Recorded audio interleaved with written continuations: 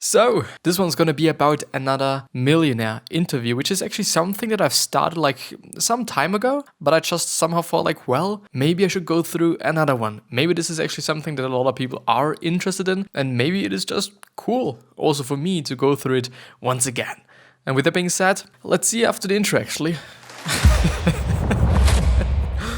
Oh my god. But yeah. With that being said, hello, welcome back. Thanks to episode myself, Development with Tactics, fucking podcast, and I'm pumped. I'm pumped for this episode, even though I have somehow forgotten about this episode or recording this episode, since I've recorded one today and I've had one from yesterday. So I'm actually doing it like I'm always producing one episode for the next day on the previous day, just because I somehow feel like that just because I'm editing it, just because there is some process of editing and just, some other things that are pretty nice about it. For example, so when I'm editing, to actually finish my sentence, if I'm editing it or if I have to edit it or if I want to edit it, it is pretty nice that I'm having an episode, which gives me the opportunity to edit when I'm in the train, to edit when I'm in school, to edit wherever I am, but I do just have to have an episode to edit it. And this is one of the reasons why I'm then just pre-recording one for the next day. Another reason is that I'm basically able to then upload it directly if I have edited it and if I have just written the description, also made the thumbnail. The whole just making the podcast out of the video is just pretty nice and pretty easy, and it's not a big task. Therefore, when I'm able to actually write the description, also have the thumbnail ready and also the tags and whatnot, it's really easy, but writing the description is actually something to do. But if I have the episode pre-recorded, it is also something that I'm able to do while I'm in the train or when I'm at home or wherever I am. It's basically done everywhere, or I can be doing it everywhere. But enough being said, but one thing, if you want to actually listen to this as it would be an audiobook, so basically, if you would like to listen to the podcast version of this particular video, then please check out the link in the description, because there is the link, and the link should be leading you to a page where you can also choose which platform you would be listening on, which might be Apple Podcast, which might be Spotify, which might be Stitcher, which might be Castbox, which might be Radio Republic, which might be just some episode, some platform, I don't know. But yeah, let's actually go through it or go for it maybe. So here it is, and as you can see, I'm having a cap on my head right now just because I was so fucking distracted by my own hair. It's been amazing, in a negative way. But as you can see, we are on the esimoney.com website, and it is basically the website that I've been on back in the days as well, when I've been going through quite some millionaire interviews. The problem with those millionaire interviews is that you're most often seeing the exact same things. People that have been investing, people that are having just a really high stake corporate job or something, and but this one's gonna be a little bit different since the people are really young, as we can see now. So the overview. How old are you, and spouse if applicable, plus how long have you been married? I'm 30 years old and my husband is 33 years old. We've been married for 14 years, which is actually something, which is really like young, which is 26. She's been 16, if I am correctly there. My maths is really fucked up and shitty, but I assume, she was 16, which is fairly young. So my parents allowed me to come up, which is the backstory now, just because I think there is the need to have a backstory or something. My parents allowed me to come up from Central America to visit my sister and my niece in Berkeley in January 2005, as well as to learn English so that I could graduate from Colegio.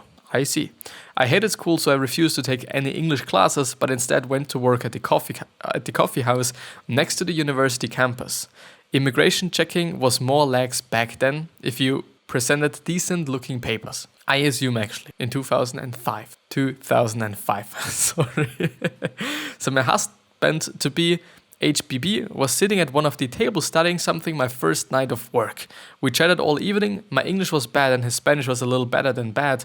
I learned that he was preparing for sessions. He was teaching as a teaching assistant in physics. He also was working on recording his research. He was assisting at the hematology department of the medical school across the bay. With his full beard and mustache and what he was working on, I figured he was around 24 to 25 years old.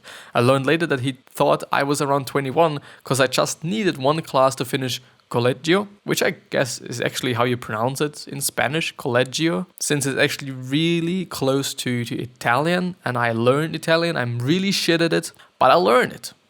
In school back in, I'm always having problems with just naming schools. I don't know what schools are named in English that I've been attending. So I think at this point in time, I'm in college, I guess. I'm not quite sure. I really am not. And I guess the other one's been just high school or something. I assume. I don't actually know. Maybe this is actually something that I should be looking up, since it is something that I quite often talk about and I never ever know what I'm actually talking about. But yeah. Which meant college in Spanish. Colegio means high school in Spanish. Wait. He thought colegio meant college in Spanish, but colegio means high school in Spanish. So Spanish, yeah, I hope He walked me home that night and we began seeing each other almost daily after that. He was smart and really funny and really driven. A new experience for me, as I had only dated unmotivated rich kids back home. By the way, legal age to marry in my country back then was 14, and a couple of my sisters were married by then. After a couple of months, my father got whined. My sisters ratted me out and told me I had to come home right away. H2B and I agonized, but thought about getting married so I could stay etc. Well, what is H2B actually? Is it a synonym so that his name isn't shown in something? Could refer to an Honda engine based on it. So this is something from Wikipedia. H2B could refer to an Honda engine based on a H series connected with a B series drivetrain. H2B visa, H2B visa, a US program for temporary seasonal non-agricultural employment, and blah blah blah blah blah. Something else, but I don't know. And I agonized, but thought about getting married so I could stay etc. He never had a girlfriend before, being a super nerd, but after thinking about the logistics, he said, let's do it. Yeah, we told our two sets of parents. My parents were not interested in me marrying a Grincho Jewish guy, and his parents were definitely not interested in H2B marrying a Latina, Mayan Catholic, especially while he was still in school. But yeah, let's actually go to the proper things. So do you have kids, family? If so, how old are they? We have 9 kids. Girls aged from 13 to 2.4 years old, or the other way around, but you get what I mean. And the boys are aged 5.5 to 10 months. It's quite something. And there's again a backstory, but I think I'm not gonna read it. But maybe the first paragraph. So my sisters and I were raised with an eye to early marriage. I assumed it. By 10 years or so, each one of us could do the market, cook meals, sew, run the household, and etc. I started dating at 14. Guys 10 years my senior or so. What the fuck? And I was rebellious. I did want kids and a husband eventually in my mid-20s after I've worked for a while. Change of plans after I've met H2B, for now on H. Oh. After my sisters, blah, blah, blah, blah, blah. So this is probably not going to be that important. So what area of the country do you live in, urban or rural? We moved from the Bay Area down to one of the Los Angeles suburbs in late 2010. Just the Bay Area really reminds me on G-Eazy. If you know G-Eazy, I like his music. I really, really like his music. I've been listening to a bunch of his songs. They are amazing. I really like them. I really do like them. And he's often talking about the Bay Area. And I do not even know where the Bay Area is, to really be honest here. We basically stayed in a married student housing, moving from A1 to A2 to only 3-bedroom units until H finished his studies and we moved down to LA for his work. What is your current net worth? It's 1.5 million. We will see. Like it's not a big sum. It's not a big sum, but I've seen more. I've seen more, especially also on the website. I think the biggest was like 15 or something. So like, yeah, let's talk and then, or actually let's read and then talk about it later. What are the main assets that make up your net worth? About 200k in index funds held in H's 401k at work, and 3 small single-family rental residencies in Los Angeles we purchased in 2010 for cash and a little debt. The homes have appreciated by around 50% since we bought them, and we paid off the debt. You don't buy properties with debt in my country, so I wasn't thrilled, but it did work out. It did work out. Something that I've learned, by the way, about that is that you should never ever buy something that's not gonna make you richer in the long term with debt. And it always reminds me of people that are buying cars with that, which is actually something that happens so fucking often, and like my parents did it and a lot of other parents did it. Like it's something that happens quite often. Paying something, like, is it an asset or is it a liability? I never ever know what actually is what, but the wrong one, you know.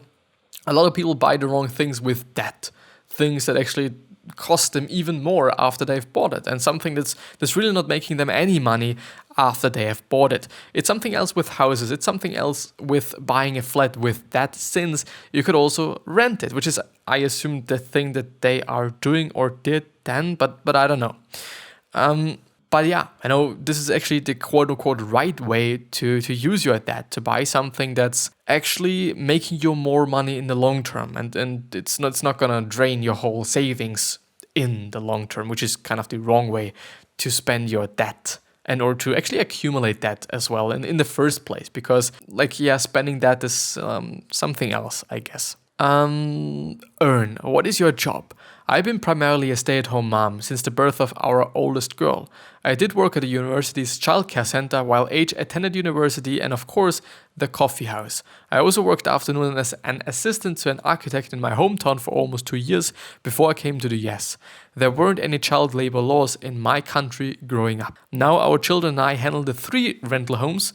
And I also teach all my children, mainly the girls, are interested sewing and weaving and some arts and craft stuff. I will make a lot of my clothes and wear more traditional clothes and use more traditional stuff for the kids. I mean, clothes I would wear back home, and kid stuff such as slings rather than backpacks and hupils or kachalas or kakalas. I don't know. I have been showing them how to make them, and so on and so on. What is your annual income? The homes net about 4,000 per month in rental income. Yeah, so they do actually rent it. And H is earning about 275,000 annually, including bonuses last year. Tell us about your income performance over time.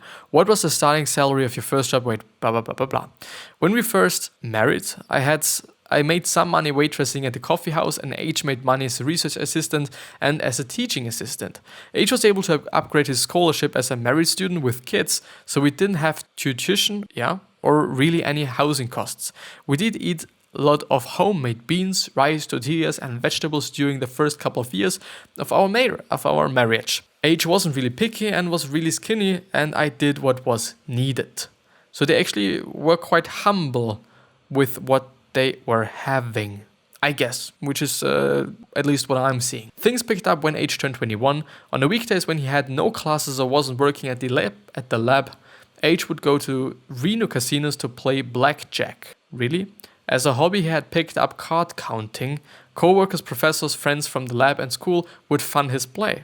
He took a generous hourly salary, including travel time, as well as a small cut of the winnings. He was very good, and we probably picked up an extra 2,000 to 3,000 a month from the work, quote-unquote work, which is amazing. Like, to really be honest, and without being like just, I don't know, just because he's a nerd and whatnot. But I gotta have to say, like, it is something that's so...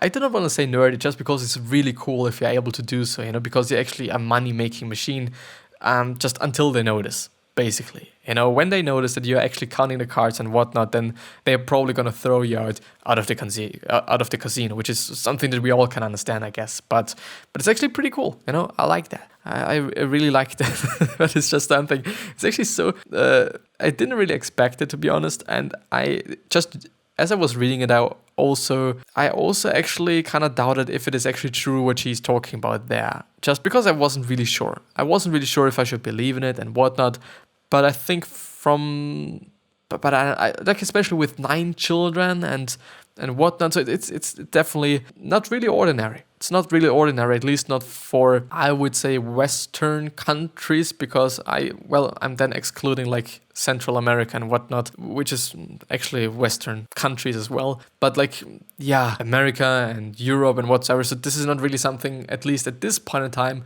which is really ordinary. Like, I don't know, this is something that has been the case for quite my grandma or something. You know, she had, I guess, 8. No, it's been 7. She had 7 siblings. You know, and back in the days it was pretty normal. You know, it was pretty normal that you had a really big family. Nowadays it's like just really abnormal and or extraordinary if you're having 4 children. At least in my point of view. You know, as far as I'm seeing society, at least as I'm seeing things and also recognize things. It's not actually the case that a lot of people have such a lot of kids. But yeah, you know, just everyone should be doing what she and or he likes to do. H was actually able to license it from some modest fees. Eventually, a company became interested in purchasing the full rights to the system. This took place during H's junior and senior year. Towards the end of his senior year, H sold his system and we netted about 500k.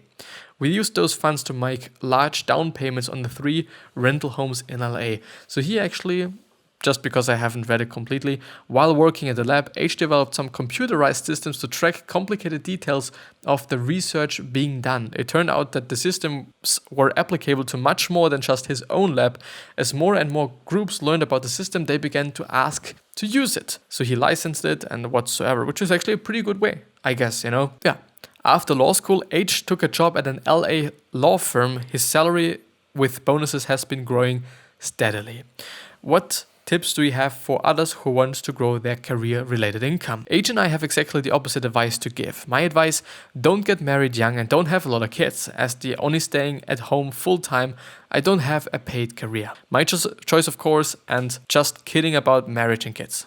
So what? H's advice would be get married young and have lots of kids. Nothing focuses your work efforts faster and more than when you are responsible for a wife and kids. Also grab and reach for an opportunity that comes your way, whether or not it is exactly what you want to pursue. Which is not necessarily something like which really makes sense. Like if you're having a wife at home, if you're having a bunch of kids at home, of course you're gonna take everything that you can take. But if you're not having any responsibilities, which is actually, at my point of view, the beauty of being young, because you then also can be risky, but it just makes sense that he grabbed these opportunities because he had to. And this is really not something that I would suggest, by the way. You know, because something that I picked up just before, when you're young, you're not having any responsibilities. For example, I do not have any fucking responsibilities. I'm 18 years old and I'm just gonna graduate from school in 2020, so actually next year. And then I actually do not have anything to worry about. Nothing. You know, I could completely just focus on the shit that I'm doing right here. I could completely focus on just the podcast.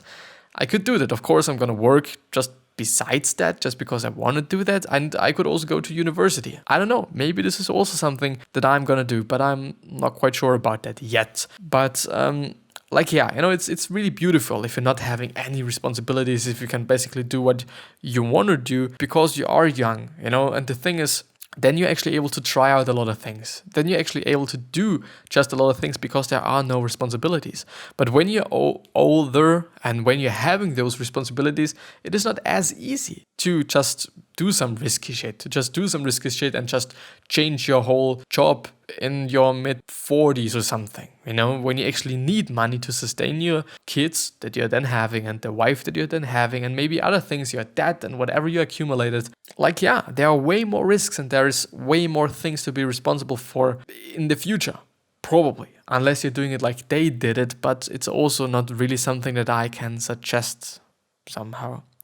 Unless it is actually something that really makes you happy, I guess, but yeah, I don't know. What's your work-life balance look like? Transitioning from Bay Area to LA was tough. I'm not gonna read about that. Do you have any sources of income besides your career? Our income during the student years I laid out above. We basically lived very much on the cheap.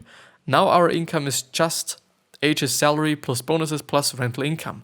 The rental income is high due to high rents in LA, plus all the older kids, and I do lots of maintenance and all the record keeping ourselves. We are teaching the older ones about house renting, which is a pretty cool thing, you know, because they can pick it up as well. Yeah, that's quite it.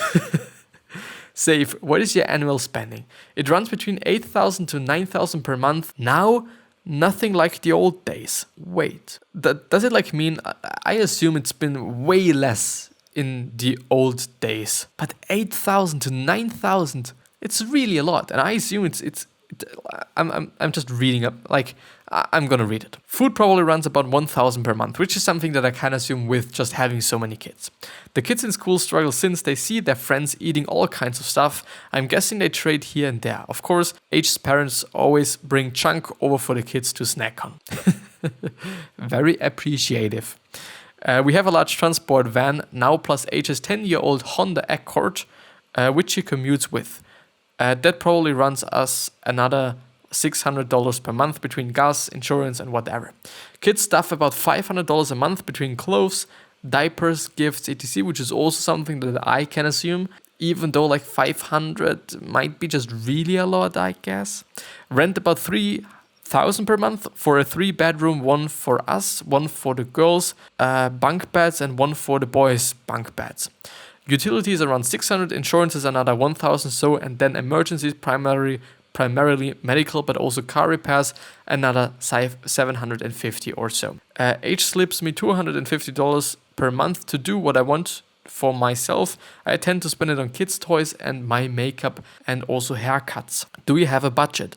I handle everything to do with money. We don't really budget. I know more or less what we are going to spend each month, and since it's less than what we bring in, I don't worry. Which is actually like they are saving then. But yeah, I know they're probably not saving quite a lot. I don't know, like I don't really want to judge here. I really do not want to judge here. So what percentage of gross income do you save and how blah blah blah blah blah? Zero savings was the rule through law school except for normal emergency money. Now it looks like we're saving about 1/3 of what incomes or what the income is, and about 1/3 goes to taxes. So it's like the other 1/3 is going to be about, which is like 1/3 taxes is actually quite a lot, to be honest, but it is what it is. What is your favorite thing to spend money on? So like your secret splurge. Ignoring my addiction to purchasing kids' toys, my mom made us all dress very simply and modestly growing up, and even when I went out on dates at home. I like the fashion stuff, so my secret splurge is cute outfits. Investments. Where I grew up, there was no stock market. You either bought real estate, which sometimes got confused or confiscated by the government, or you built a business. I pretty much forced H to put everything but his retirement plan money into a savings account so we can buy our next rental house. So they actually just expecting to grow things. What has been your best investment? Our kids, of course, which is nice. Really nice to hear. What has been your worst investment? I don't really invest, so don't have much to say on this. What's been your overall return? Don't know about H's retirement, but the houses have gone up in value about 5% a year. How often do you monitor your portfolio? Never at this point. What H says he just dumps the money into some low-cost index mutual funds. We are always looking for small houses to buy. Net worth. How did you accumulate your net worth? By the houses, I assume. This is something else interesting, since we are already just relatively long in the episode. So how old were you when you made your first million, and have you had a significant behavior shift since then? We probably hit $1 million of net worth around 2016 when I was 28. We just keep doing what we did before, so our behaviors haven't really shifted. Money mistakes. If I had been willing to borrow more funds to purchase the homes, we probably could have purchased 2 or 3 more. Because of that, we have been beginning to change our strategy. We will start borrowing sufficient funds from each home to allow us to purchase more home, but size the loan so that they will be paid off about the time we think our children will be using the houses or the homes. The ones we will keep for ourselves most likely will have loans that will pay off in 15 years or so. What advice do you have for ISE money readers on how to become wealthy? Our experience has been an earn in any and all ways that you can. We have reached over 1 million in net worth because we bought homes, so clearly you have to invest your extra money in stuff that appreciates. Maybe the stock market or business work as well, but I don't have any experience in that. And their plans are probably going to be buying more homes and those things. Yeah, if you do want to check out the whole thing, if you do want to read the whole thing, it's going to be down in the description. The next time I'm definitely going to read it before I'm actually reviewing it. I hope that you've liked the episode, since I have been reading quite a lot, which is something that I do not really like to do, since I then kind of feel like that I'm making a lot of mistakes and it's not really nice and pleasant to listen to that. But I'm not quite sure. Maybe this is also something that you can somehow get some inspiration from. Even though I wouldn't necessarily suggest the whole concept, maybe this is something that actually motivates somebody that is in the just exact same situation, maybe like The thing is, sometimes it happens. Sometimes it happens that people get pregnant, and then it is what it is, and then we have to cope with that. And maybe this is actually some motivation for somebody out there. It would actually be amazing. But yeah, this is going to be the end of the episode. And I wish you the best health, of happiness, and all success. And also, you're going to remind us of when you're going to be remembered, which basically means that you're going to be a nice person, and then also going to be remembered as a nice person. The problem there is that we are 7.7 billion people on this planet, which means that there are just going to be some people that hate you. It is what it is, and or just dislike you. But yeah, 3 other questions that I hope that you're going to ask yourself are: why are you here? What are you trying to change? And what is bothering you the most? Those questions are hopefully going to show you your purpose, and maybe even a business idea, since a lot of businesses started out with solving something and or fixing something that really pissed them off. But yeah, I'm gonna see you the next time. I at least hope. So please stay subscribed.